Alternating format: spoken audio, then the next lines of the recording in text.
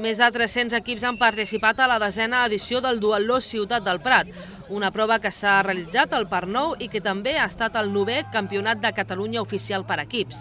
L'únic d'aquestes característiques que es fa dins del calendari català i un dels pocs a nivell nacional.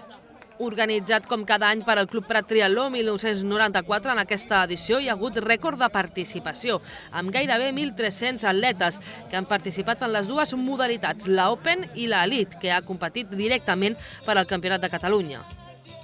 La valoració és altament positiva, realment estem sorpresos, fins i tot pel creixement que hem tingut. Anàvem creixent any rere any perquè la gent anava coneixent aquesta prova que és singular i que no existeix en altre calendari de l'any. I doncs hem arribat a aquesta xifra rècord de 300 participants, molt bona resposta.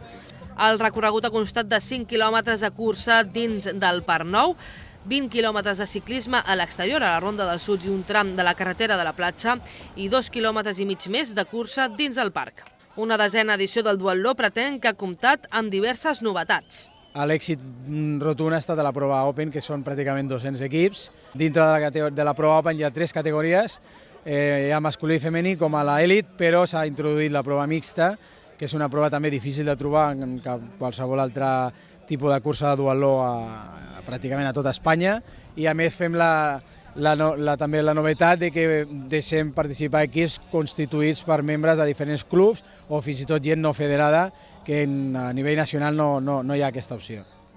Pel que fa a la competició, en categoria masculina, el Club Fast Triatló Montjuïc ha revalidat el títol de campió de Catalunya per equips, per davant del Prat Triatló i el Costa Barcelona-Maresme.